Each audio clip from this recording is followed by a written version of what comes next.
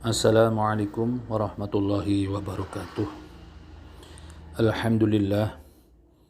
Alhamdulillahilladzi asra bi'abdihi lailan minal masjidil haram. Lailan minal masjidil haram ilal masjidil aqsa. Al-ayah sadaqallahul azim. Anak-anakku yang aku banggakan, aku cintai. Pada hari ini adalah hari Kamis 27 Rajab.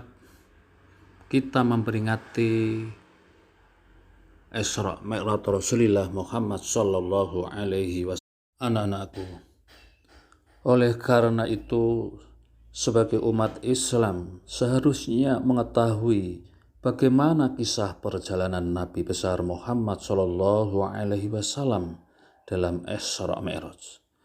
Dan pelajaran apa yang dapat diambil dari peristiwa yang hanya terjadi satu kali dalam sejarah peradaban manusia, supaya dengan hal tersebut atau dengan adanya Isra Mi'raj Rasulullah Muhammad sallallahu alaihi wasallam, ketakwaan dan keimanan kita kepada Allah Subhanahu wa taala semakin meningkat.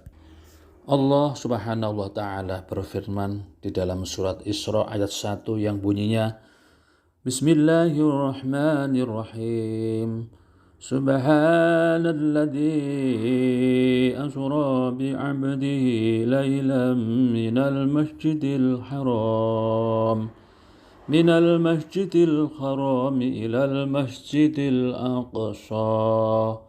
Al-ayah sadaqallahul azim, yang artinya wallahu a'lam.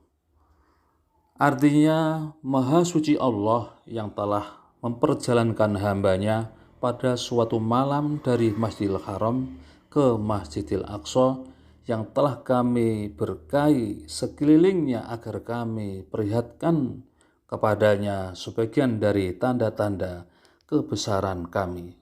Sesungguhnya Dia Allah adalah maha mendengar lagi maha melihat. Quran Surat Al-Isra ayat 1. Anak-anakku kelas 7 sampai kelas 9 yang aku banggakan, Imam Bukhari menceritakan perjalanan Isra Mi'raj Nabi besar Muhammad sallallahu alaihi wasallam, yaitu di dalam Sahih Bukhari juz 5 halaman 52. Yang kesimpulannya adalah suatu hari Nabi berada di dalam kamar dalam keadaan tidur, kemudian datanglah malaikat, yaitu mengeluarkan hati Nabi besar Muhammad sallallahu alaihi wasallam dan mencuci hatinya, kemudian memberikan emas yang dipenuhi dengan iman, kemudian hati dikembalikan sebagaimana semula. Setelah itu Nabi melakukan perjalanan Isra dengan mengendarai, yaitu buraq diantar oleh malaikat Jibril dari Masjidil Haram ke Masjidil Aqsa. Setelah itu beliau bermi'raj hingga langit dunia. Kemudian terdapat pertanyaan, siapa ini di langit dunia itu? Jibril menjawab, Jibril, siapa yang bersamamu? Jibril menjawab, Muhammad. Akhirnya mengatakan, selamat datang. Sungguh sebaik-baiknya orang yang berkunjung adalah engkau, wahai Nabi. Di langit dunia ini, Nabi bertemu dengan Nabi Adam alaihissalam. Jibril menunjukkan bahwa Nabi Adam adalah bapak dari para nabi. Lalu perjalanan dilanjutkan menuju ke langit kedua. Di sini Nabi bertemu yaitu dengan Nabi Yahya dan Nabi Isa alaihissalam. Di langit ketiga, Nabi Muhammad sallallahu alaihi wasallam bertemu dengan Nabi Yusuf alaihissalam. Di langit keempat, Nabi yaitu bertemu dengan Nabi Idris alaihissalam. Di langit kelima, Nabi Muhammad juga bertemu dengan Nabi Harun alaihissalam. Di langit keenam, Nabi Muhammad bertemu dengan Nabi Musa alaihissalam, dan Nabi Musa bahkan sampai menangis karena Nabi Muhammad memiliki umat yang paling banyak masuk surga, melampaui dari umat Nabi Musa alaihissalam sendiri.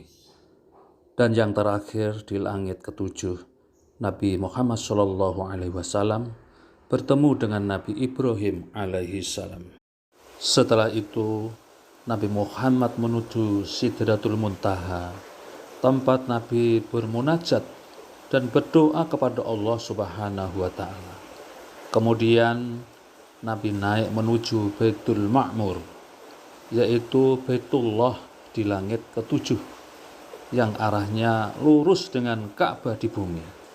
Setiap hari ada 70.000 malaikat yang masuk untuk bertawaf di dalamnya. Kemudian Nabi Muhammad SAW bertemu dengan Allah Subhanahu wa Ta'ala. Allah mewajibkan kepada umatnya untuk apa? Untuk melaksanakan sholat fardu sebanyak 50 rakaat setiap hari.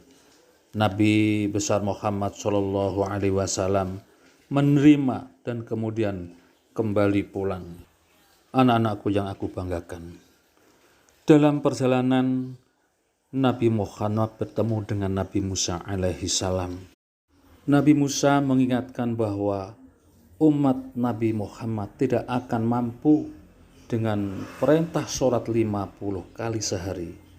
Nabi Musa mengatakan, umatku telah membuktikannya, lalu meminta kepada Nabi Muhammad untuk kembali kepada Allah Subhanahu wa Ta'ala, yaitu untuk meminta keringanan. Dan alhamdulillah, dalam meminta keringanan Rasulullah Muhammad SAW, alhamdulillah diberi keringanan hari semalam 5 waktu, dan itu pahalanya seperti 50 kali sehari semalam. Alhamdulillah. Anak-anakku MTS Matholibul Huda yang dimuliakan oleh Allah, di dalam menguatkan keimanan kita melalui peristiwa Isra dan Mi'raj Rasulullah Muhammad SAW, maka setidaknya ada 3 pelajaran penting yang dapat kita ambil untuk menguatkan pengetahuan dalam, yaitu bidang akidah.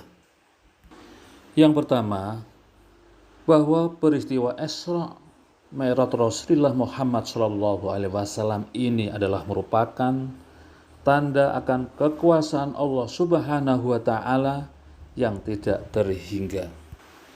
Yang kedua, pelajaran tentang tauhid, bahwa peristiwa percakapan Allah Subhanahu wa Ta'ala dan Nabi besar Muhammad SAW tidak terjadi pada sebuah tempat yang kita bayangkan, karena Allah Subhanahu wa Ta'ala tidak sama dengan makhluk apapun.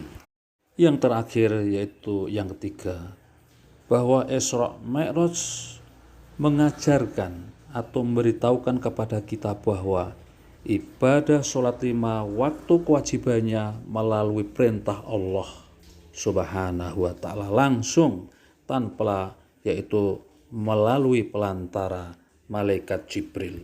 Anak-anakku yang kubanggakan, untuk itu sholat 5 waktu yang diperintahkan mandat dari Allah kepada Rasulullah Muhammad SAW jangan sampai ditinggalkan, karena hal itu adalah betul-betul wajib, dan kalau memang kalian itu lupa maka harus, yaitu mengqadhani.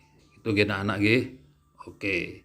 Anak-anakku yang dirahmati Allah, kalau anak-anakku semuanya rajin sholat, fa insyaallah kalian akan menjadi anak yang soleh dan solehah dan mendapatkan ilmu yang berkah, manfaat fid dini wa dunya wal akhirah. Amin Allahumma amin.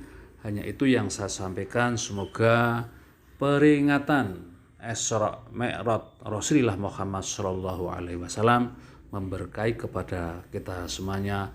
Amin amin ya rabbal alamin. Wallahul muwaffiq ila aqwamit thoriq. Assalamualaikum warahmatullahi wabarakatuh.